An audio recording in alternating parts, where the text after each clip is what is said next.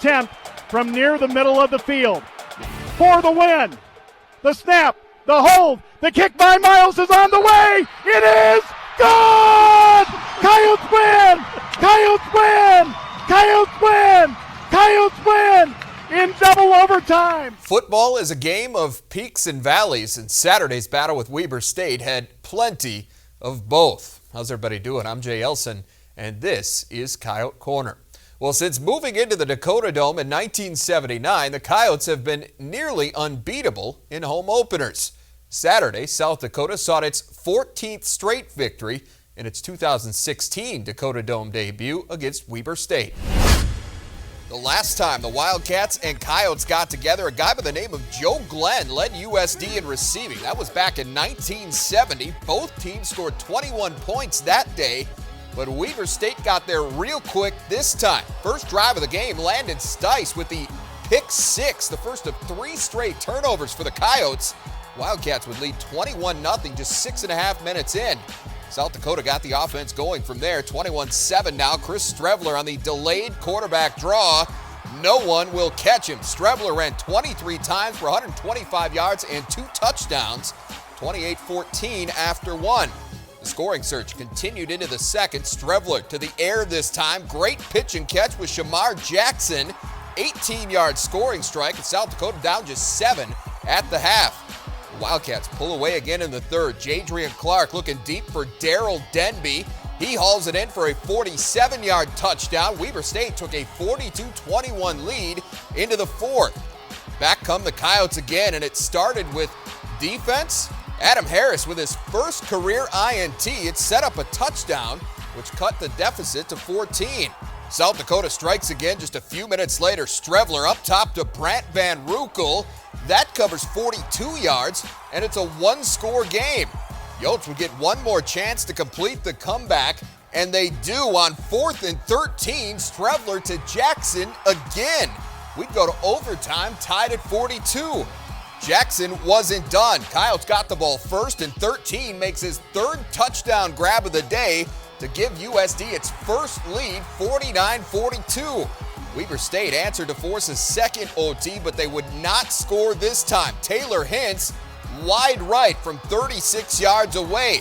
That gave the Coyotes a chance to win it, and Miles Bergner would not disappoint. The senior connects from 34 yards away, and South Dakota escapes Weber State 52-49 in double overtime. The Coyotes outgained the Wildcats 491 to 373, with over 60% of that coming on the ground. Trevor Bama carried a career-high 36 times for 150 yards. Strevler, meanwhile, accounted for 298 total yards and 6 touchdowns on the day as USD evens its record at 1-1. Just got a group of guys who's just never going to stop fighting, and that was just something that obviously showed today. And I felt like we did last week. Didn't show up as much in the score last week, but I still felt like it was a positive. And just to be with a group of guys who's not going to get down and stay positive and never give up or never lose belief, it's really fun and exciting. Last week, we know we can score quick, and then, coming into this game, we shot ourselves in the foot, we got down. And our coach kept telling us, yeah, we can score in 10 seconds. We score in 10 seconds. We never let up. And, as the game kept going on, we kept fighting and clawing back. I don't think there's any point that, guys were, chirping at each other or even hanging their heads after we got down by 21 twice. So, it shows a lot about our team's character, and, we knew that our offense had the ability to score some points, and, we just stuck in it, and, look what happened. Well, there was nothing typical about the win over Weber State. Find out how the head coach felt about his team's performance against the Wildcats after this. Coyote Corner on Midcoast Sports Network is presented by Sanford Orthopedics and Sports Medicine, Dakota Land Honda, and your Core Trust Bank. And welcome back to Coyote Corner. Jay Elson joined by head coach of the Coyotes, Bob Nielsen now. And no one had a better seat for Saturday's thrilling win over Weber State than this guy right here. And he joins us now to talk about that victory. Bob, I'm not sure calling it a rough start is quite strong enough a term. Wow. 3 straight turnovers to start the game. It led to 21 points, of course, for Weber State. Have you ever been a part of something like that where that quickly you fell in that big of a hole? No, honestly, I haven't. Things couldn't have gone much worse. To give up 21 points as easily as we did, and that's what made getting back into the game such a big deal for our guys. And when you get into a situation, again, that big of a hole that quickly, how difficult is it to not panic and to stick to the plan that you had coming into the game? Well, you're exactly right. You can't panic. A lot of time left in the game, and you need obviously to put some things together and keep your guys confident that they can still win the football game. And that first drive after we gave up the third touchdown really was big to put points on the board and get some momentum going back our way. Yeah, momentum was the key. The offense did get it going. In fact, they ended up putting touchdowns on the board on 3 straight possessions, and that allowed you to get within 7 by the half. So all things considered, how did you feel going into the break? Well, it felt good going into halftime. Felt like we had dominated the game since the early minutes there with the 2 turnovers that we gave up for touchdowns. And our guys had a lot of confidence that we could move the football and score points going into the second half. All that momentum that you established, though, going into the break, kind of lost in the third quarter. Weber State puts together those 2 scoring drives to open that lead back up to 21. I'm sure that was a little deflating, but your job as the head coach, obviously, again, to collect everybody, coaching staff included. What did you say to everyone going into that last frame? Did you feel like you were still in the game at that point? Well, when we got down by 21 again, I did click over on the headsets and talk to our guys about, hey, we've got to keep our composure here and keep our guys battling and knew we needed something to happen, and finally generating a turnover ourselves there with Adam Harris's interception and getting us good field position that we were able to get the ball in the end zone. All of a sudden you could see a switch go on again, and our guys started believing that we had a chance to win, and then found a way to do it at the end. Yeah, when you're in a deficit like that, you have to believe, right? And is that something that you've noticed through the first couple of weeks of your season, that the guys really, Chris Strevler's really hammered that home with me the first couple of weeks, is that this team does not quit. And is that kind of a character thing that you've noticed as well? Well, we started the spring talking about 2 characteristics that our football team has to have, and one is that we've got to believe, and we've got to believe in each other, and we've got to believe together that we can accomplish things. And the second piece is effort. That's one thing that you can always control, is you can always control your effort, and I think our effort showed during critical times in that game. Especially the fourth quarter, 21 straight points to force the overtime. Then, of course, Miles Bergner comes on to kick the game winner in that second overtime session. Always fun to win a game on the last play, but this victory and the way that you got it, what can that do for your football team? Well, I hope it builds our confidence. Builds our confidence that we can deal with adversity as a football team. It's hard to teach those lessons until you've actually been in a game where you've overcome them. It also, hopefully demonstrates, you talk about winning games in this league, and you have to be able to finish games at the end and make critical plays. And we were able to do that on Saturday, and so hopefully that's something that we can build off as well. Now that you've had a little time to digest everything, I know coming into this game, one of the things that you said you wanted to see was improved play defensively. And some might think it's silly to talk about defense when it was a game that ended 52-49 and there were 864 combined yards of total offense. But I thought outside of a couple of big scoring plays for the Wildcats that group seemed to take a step forward. Do you agree with that? I think we made some improvement. We still didn't play the way that I think we're capable of playing defensively. We put our defense in a bad position and gave up 2 scores on offense, and that's got to be something that we correct. But defensively, I know our staff was disappointed in some respects, and feel like we can play better, and this will be a challenge this week to play better. Offensively now, you had another big day on the ground, and the quarterback run a huge part of it once again. Trevor Bama, 150 yards on 36 carries. But you also got the wide receivers more involved, and that's another thing that you said you wanted to do in this football game. 3 different guys caught touchdown passes for you, including 3 from Shamar Jackson. Why was he in particular so successful in this game? Well, the slots in our offense lots of times are going to get matched up in favorable man-to-man matchups, and that's what happened on Saturday as teams had to load the box to stop the running game. So we need those slot guys to be able to get open against safeties and those interior throws that we got a couple of times there. are throws that we're going to have to be good at if we're going to be a complete offensive football team. And it seems to be, in this offense, we've heard a lot about guys stepping up when it's their turn to make a play. And that seems to be exactly what Shamar did. So is he just kind of driving home the point that you're trying to get installed into your guys that, hey, your number's going to be called, and when it is, we need you to go out there and get it done?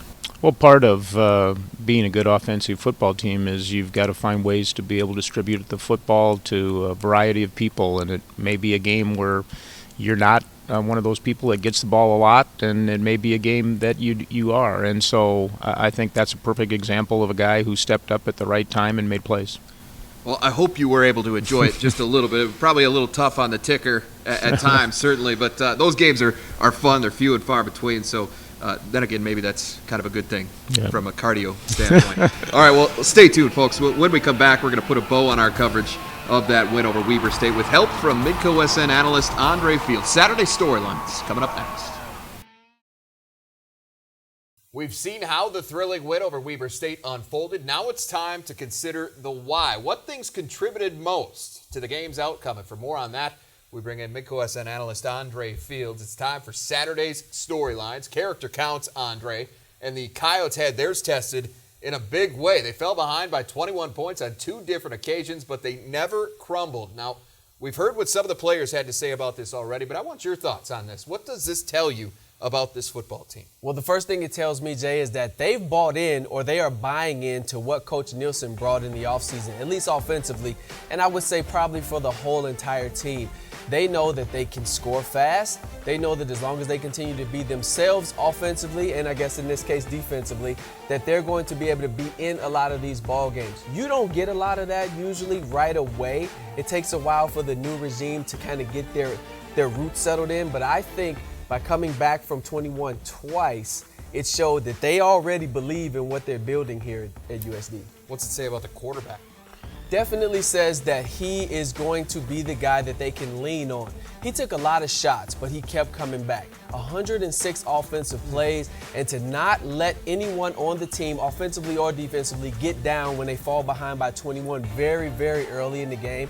It just showed that, hey, they can rally behind him and know that he's capable of getting things done. Absolutely. All right, well, the Coyote defense got kicked around a bit at New Mexico, so a lot of people curious to see how that group would respond in this one. There were a few rough patches here. They gave up the long touchdown run to Trayshawn Garrett, those back-to-back scoring drives in the third quarter. Outside of that, though, I thought they were markedly better. Now, the caliber of the opponent certainly probably played into that, but how encouraged were you by what you saw out of that group on Saturday? Defensively, outstandingly encouraged because they made some plays in the secondary, and we had mentioned that we thought that was kind of one of their weak spots is on the back end. But up front, they were able to contain that running attack of Weber State, and the fact that they were able to also not let themselves get down and rebound from 21 points down twice shows that they are, right on track. And it wasn't their fault that they were in that hole, so let's get it straight that way, too. All right, well, the defense was particularly good down the stretch, Andre, but the Coyotes collectively were actually at their best in this game when it mattered most. They made several clutch plays on both sides of the football, and that ultimately is what fueled this improbable comeback down the stretch. Yeah, being able to get timely turnovers from Adam Harris in the secondary, hands-on balls. They actually were able to get some balls on the ground, although they weren't able to get a lot of them as fumble recoveries, but picking up the third downs when they needed it. Those are the plays that you need to build your confidence, to build that resolve, and hopefully they can carry this momentum on into the rest of the season. Got to the quarterback a little bit too. Just really it was a lot of give and take on both sides, and it was good to see. All right, well, speaking of clutch, we've got to talk about Shamar Jackson. The sophomore came into the day with no career touchdown catches. He now has 3, plus a career-high 81 yards on Saturday. But before we get your thoughts on his performance, let's hear what Chris Strebler had to say about the effort of his wide receiver. When you get your opportunity, you got to take advantage of it, and I think that's what he did today. I mean, they played a lot of man, a lot of press. I mean, he got off the press and made plays, and that's something I love to see. Guy who doesn't have any touchdown passes, it doesn't matter.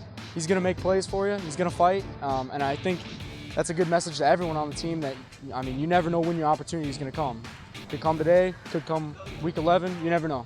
That's really what it's about, Andre. I mean, the coaches can put these players in position to be successful, but those guys then have to go out and get the job done. Shamar Jackson got it done. He grew up a lot. Yeah, he absolutely did. He got it done when it counted most, catching those 3 timely touchdowns when they needed them the most. I mean, this is a kid that we saw make plays last year offensively in the reverse game, out of the backfield. So we knew that he was explosive, and we knew he could get things like this done. We never seen him catching the ball, but I think going forward now, not only is it going to boost his confidence, it's going to boost confidence in the other guys offensively, that they know that they have a man that they can go to that's capable of getting the job done. And just another weapon, potentially, and an offense that's proven to be pretty explosive through the first couple of weeks. So that's certainly a good sign. All right, good stuff, Andre. Well, football brought South Dakota and Weber State together on Saturday, but was the effort outside the stadium that linked those programs in a much more important way. We're going to have that story next.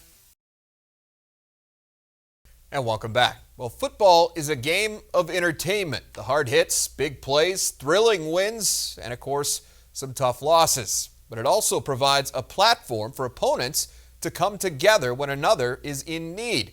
For more on the Brotherhood beyond the field, here's Kelly Stewart. The Brotherhood, as they call themselves, is a group of former University of South Dakota football players that annually brings in the most recent collection of graduates as kind of a football fraternity. They're known for tackling causes that help out the football program and also actively participating in a variety of USD alumni events.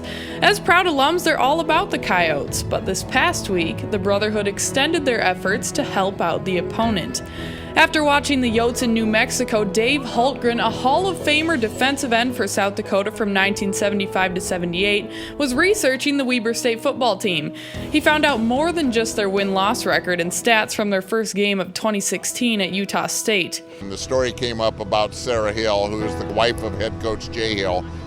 And Sarah got diagnosed on August 24th with stage 4 Hodgkin's lymphoma. Instantly, Hultgren knew exactly who he could call on to help. Knowing who our Brotherhood is and how they feel about life and helping people, I reached out and I said, what do you think? You think we should take this on to a fundraiser? The response was a unanimous yes, so the Brotherhood took action, creating a GoFundMe page on Tuesday of the Weber State game week and also collecting funds during Saturday's tailgate. College football is a unique platform that we can do just some things that you couldn't do if it wasn't the game going on today. And you know, Coach Hill, I'm sure, played college football. We all played college football. We respected our coaches. They sacrificed a lot as coaches for against their family time because they're recruiting, keeping their team together. And while the Hills and their 4 children are tackling quite a bit during this football season, they remain very optimistic. Sarah had Jay shave her head at an annual team barbecue, and players showed support in shaving their heads too. In the season of hard hits, a lot of people have the Hills back. I think the bottom line at the end of the day is, you know, we're going to try and beat Weber State in football, but the bottom line is I think if we had our choice, we want Sarah to beat cancer. An extremely touching story that just reminds us it's more than football. But what a neat thing that sports can bring people together from all parts of the country. And Jay, the Brotherhood set a $5,000 goal for the fundraising, but I talked to Dave Hultgren after the game, and the final number exceeded $10,000 for the Hill family. That is outstanding. Good on you, Kyle fans. All right, well, up next for USD, a reunion with one of their oldest rivals. We'll preview this week's non-conference finale at North Dakota when we come back. Coyote Corner on Midcoast Sports Network is presented by Sanford Orthopedics and Sports Medicine, Dakota Land Honda, and your Core Trust Bank. For the first time in almost 5 years, South Dakota and North Dakota will come face-to-face on a football field, a meeting that is set for this Saturday in Grand Forks. And for more on that matchup, we bring in Alex Heiner, who covers the Fighting Hawks for us here at Midcoast Sports Network. Alex, after nearly making the playoffs last year, UND came into this season with some high hopes, but Bubba Schweigert's team is 0-2 after narrow losses to Stony Brook and Bowling Green. So what's the morale like within that program right now?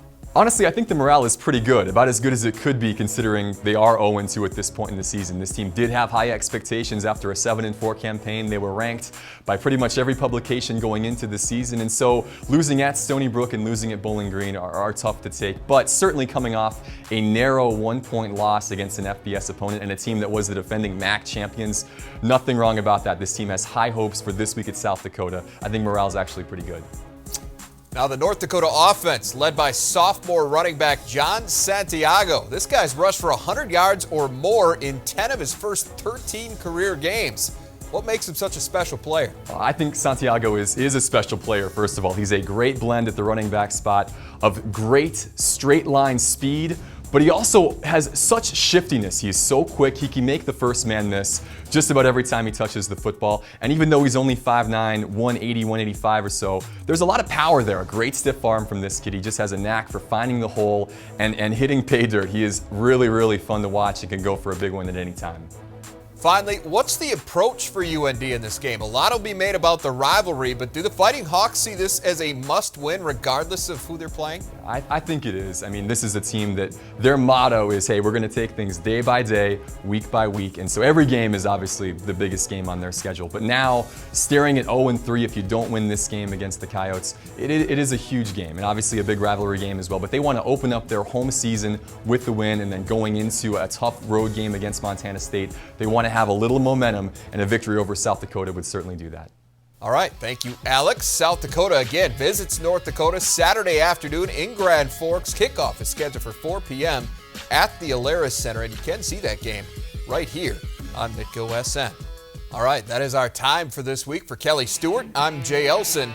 We'll see you back here next Wednesday night for another episode of Coyote Corner.